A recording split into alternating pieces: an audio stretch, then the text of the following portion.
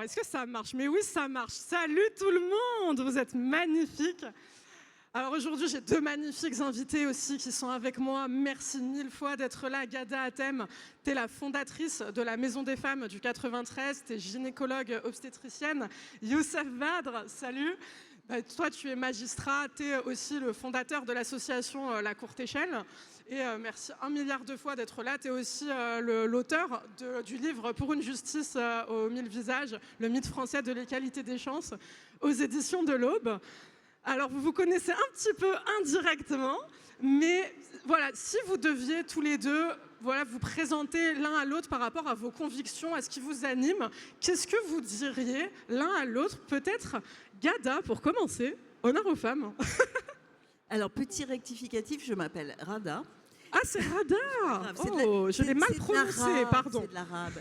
Je dirais, salut Youssef. Nous, on a des origines un peu communes, on vient d'un monde assez proche et on a réussi tous les deux, je pense, en travaillant pas mal, à avoir des métiers qui nous plaisent et à avoir des postes intéressants qui nous permettent un peu d'agir sur le monde. Et je suis ravie de te rencontrer. Et toi? Eh ben moi aussi, en fait, effectivement, je la connais indirectement par mon épouse, en fait, mais je ne l'avais jamais rencontrée. Rien, me présenter, je dirais que j'exerce un métier aujourd'hui qui m'apporte beaucoup de satisfaction, une grosse charge mentale, mais le sentiment d'être utile aux autres quand même, et le sentiment d'exercer un métier vraiment au cœur de la cité au sens propre du terme, puisqu'on est confronté quand même toute la journée à des difficultés, à des gens qui ont des grosses difficultés économiques, sociales, parfois judiciaires. Et voilà, effectivement, je dirais que je pense qu'on fait tous les deux des métiers avec quand même pas mal de sens. Bien sûr, et je rappelle, parce que c'est important quand même, ton livre, Youssef, voilà, Pour une justice aux 1000 visages, le mythe français de l'égalité des chances. Alors vous, le point commun quand même de tout ce que vous faites tous les deux, c'est plus d'accessibilité. Toi, Youssef, c'est l'accessibilité à la justice, au droit. Toi, Rada, du coup, on prononce bien, c'est très très très important. Toi, c'est l'accessibilité du coup à la justice et au droit aussi. À la justice, au droit social, vraiment, parce que la Maison des Femmes du 93 de Saint-Denis, c'est des femmes qui sont victimes de violences. Vous accueillez entre 60 et 90 femmes chaque jour, quand même. Qu'est-ce qui change dans votre façon de regarder le monde, de regarder la société par rapport à justement toute cette violence, toutes ces inégalités que vous voyez au quotidien? Peut-être, allez, on va changer. Youssef, pour commencer. Le métier de juge, en fait, il donne un regard un peu déformant. Il faut être honnête, il faut regarder le poste que j'exerce aujourd'hui, qui est celui de président d'une chambre correctionnelle, il donne un regard assez déformant. Parce qu'en fait, on est confronté à déjà à la violence quand même quotidiennement, et on est quand même confronté aussi à tout ce qui dysfonctionne. Les gens qui passent devant nous ont des gens qui ont déjà qui ont des difficultés avec la justice et qui doivent répondre de leurs actes. Donc je pense que c'est très important d'avoir conscience d'exercer un métier au cœur de la cité, au contact des gens et incroyablement humain, mais il faut aussi être capable, et c'est ça qui est peut-être pas forcément le plus simple, être capable de s'en extraire et de se dire que c'est qu'une partie en fait de la société qu'on voit. Même si ça a évidemment un impact très important sur la manière dont on voit les choses, puisque forcément quand on passe ces après-midi à juger des délits parfois très graves, c'est vrai qu'on rentre chez soi le soir en ayant forcément une confiance un peu limitée dans l'autre, et ça, je pense qu'il faut être capable de s'en extraire, et d'où c'est pour ça que mon travail associatif à côté, pour moi, il est fondamental, parce qu'il me permet d'équilibrer la balance en fait. C'est hyper intéressant cette notion justement de confiance en la société, malgré tout ce que tu vois comme inégalité au quotidien contre lesquelles tu œuvres. Ça te parle? Ça résonne en toi, Rada? Oui, mais alors vraiment en miroir, parce que nous, on s'occupe de femmes qui ont subi des violences. Les statistiques mondiales sont implacables. 1 femme sur 3 est concernée. Et qui dit 1 femme sur 3 dit en face un agresseur pour chacune de ces femmes. Donc nous aussi, on perd totalement confiance en l'humanité, notamment sa part masculine, parce qu'il y a quand même beaucoup plus de victimes femmes et que la plupart des hommes passent probablement entre tes mains pour être jugés et vont embouteiller les prisons. Et on reçoit de la violence toute la journée, on reçoit des récits abominables.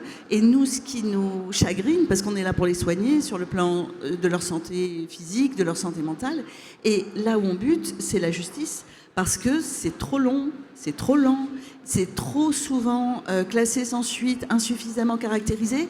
Et le message pour les victimes, c'est c'est probablement pas vrai, ou bien on n'a pas assez d'éléments pour dire que c'est vrai. Et nous, ça nous oblige à les porter avec beaucoup d'énergie. Énormément. Je ne sais pas si tu veux faire quelque chose. Énormément d'énergie, énormément d'engagement, et de toute façon, tout a un impact, et le vôtre, il est immense. Alors justement, quand on est comme vous deux, au cœur de l'action, qu'on agit au quotidien, est-ce que vous pouvez nous expliquer vraiment concrètement comment on peut faire pour essayer d'impacter, de changer des vies par rapport à vos actions respectives? Alors peut-être, toi, alors Rada, pour commencer, par rapport aux actions de la Maison des Femmes. Alors nous, notre angle, c'est la santé, puisque je suis médecin. Donc on commence par leur redonner des éléments de santé, parce que souvent elles se négligent, elles n'ont pas le temps. Parfois leur agresseur les empêche de prendre en charge leur santé. Wow. Par exemple, il y a des hommes qui empêchent leur femme de prendre la pilule, ou bien qui ne lui donnent pas accès à des médicaments, qui ne lui donnent pas d'argent pour acheter ses traitements. Donc la santé d'abord, ensuite la santé mentale, parce que toutes les victimes sont affectées mentalement. Et ensuite, socialement, comment s'occuper des enfants, trouver un avocat, quitter le domicile conjugal, c'est un très très long chemin. On a la police dans la Maison des Femmes, ça c'est nous qui l'avons mis en place. Donc elles peuvent déposer plainte dans un endroit sûr où elles ont confiance. Et parce que beaucoup de femmes ont peur de la justice, ont peur d'aller au commissariat. Malgré toutes les formations qu'on donne aux policiers, elles sont encore pas toujours très bien reçues. Et donc on accompagne tout ça.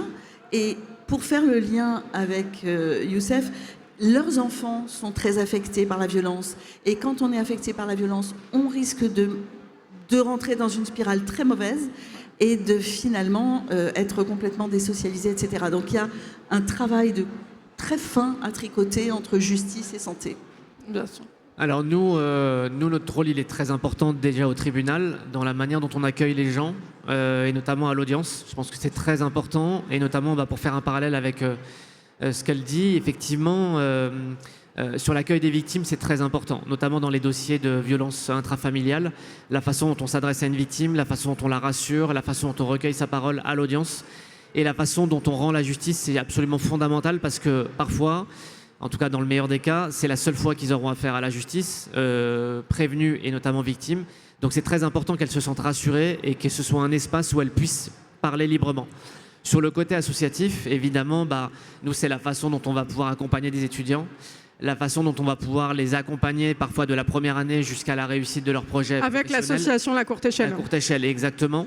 Et c'est vraiment, pour moi, c'est vraiment un sujet qui est très important, et c'est pour ça que je passe mon temps à en parler, à courir partout pour en parler, parce que l'accès aux études de droit et aux métiers de décision, c'est vraiment, faut déjà avoir grandi quand même dans un univers assez favorisé. Et ça, c'est une réalité.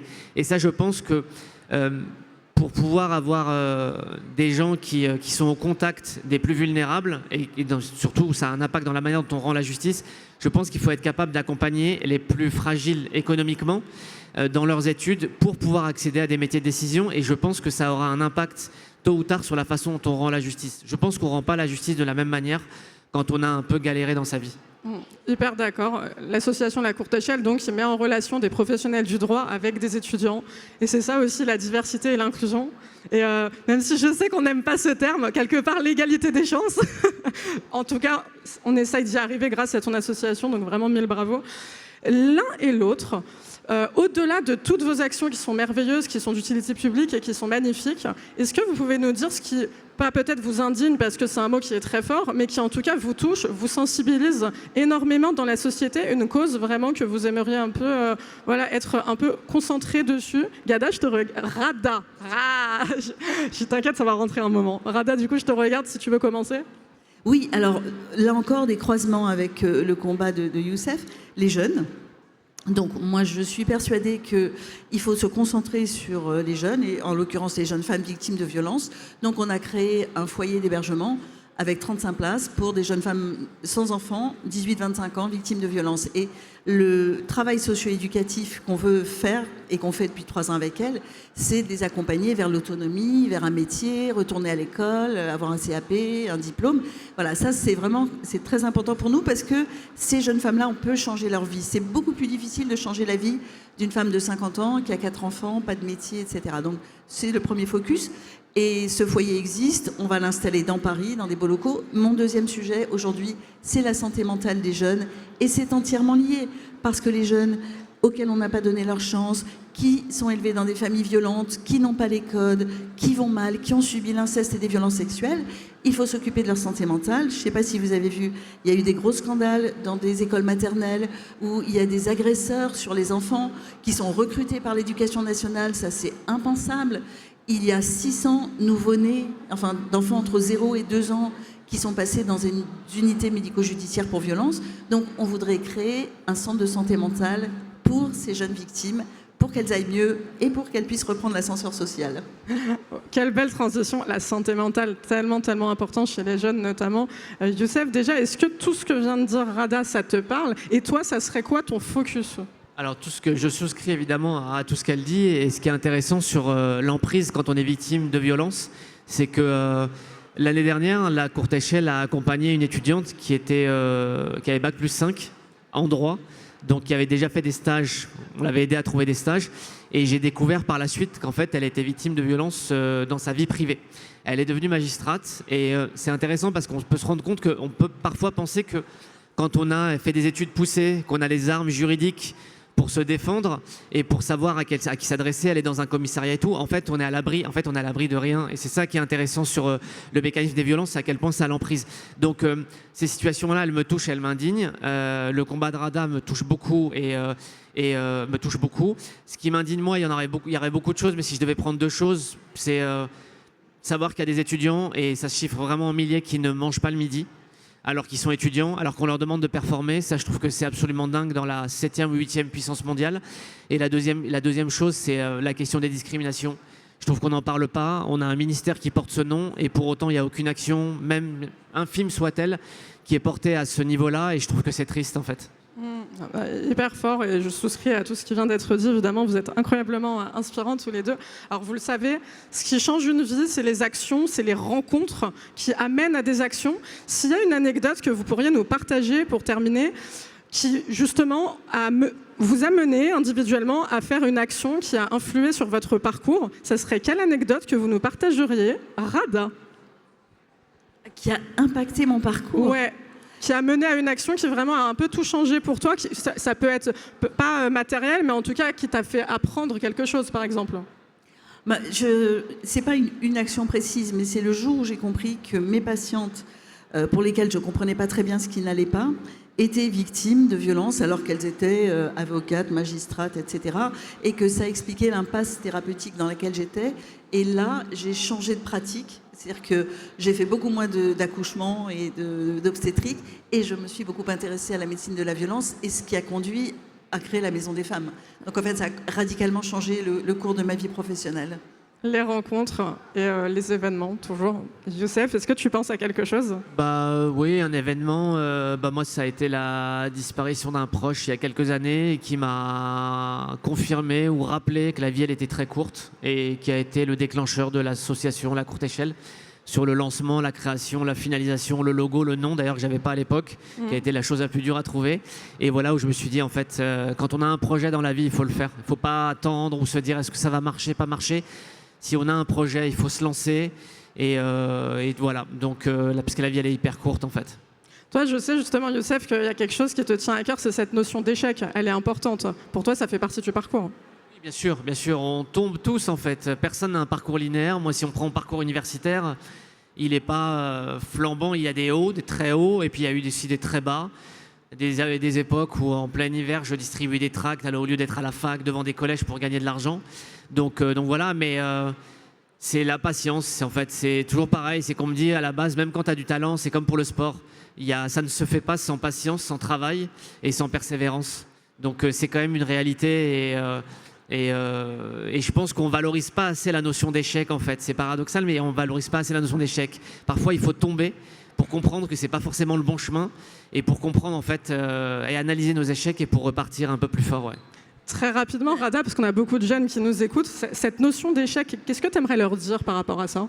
Mais justement, ce que je voulais dire, c'est que nous, en santé, on travaille beaucoup avec échec-erreur, puisqu'on essaie des traitements, ça ne marche pas, on en essaie d'autres. C'est très, très important. Et dans nos structures, on analyse tous nos échecs, parce que ça nous permet de progresser, d'avoir d'autres idées. Donc oui, l'échec est fondamental. Et je dirais plus encore, ce qui nous tient, je pense, toi comme moi, c'est la niaque, c'est comment dire, la rage aussi, la volonté de faire changer les choses. Et je pense que plus on a vécu des choses difficiles, moi je viens du Liban, alors j'ai vécu quelques années de guerre et ça m'a donné vraiment l'envie de tout péter. Je vous le dis parce qu'aujourd'hui, nos politiques nous disent qu'il faut préparer la guerre et moi ça me rend dingue, je pense qu'il faut préparer la paix. Et Wow. Oui, Beau. mais là, ils sont en train de nous dire on va économiser en santé, on va prendre 15 millions ici, 15 milliards là, parce qu'on prépare la guerre. Non, la guerre a montré son échec à chaque fois, et moi, je voudrais qu'on prépare la paix, et je veux bien que tu nous aides. Eh ben, merci 1 milliard de fois à vous deux. Vous avez été des invités exceptionnels et vous œuvrez au quotidien pour rendre ce monde meilleur. Donc, 1000 merci. Et je rappelle pour finir le livre de Youssef, donc Pour une justice aux 1000 visages, le mythe français de l'égalité des chances aux éditions de l'Aube. 1000 merci et merci à vous. Vous avez été un public merveilleux.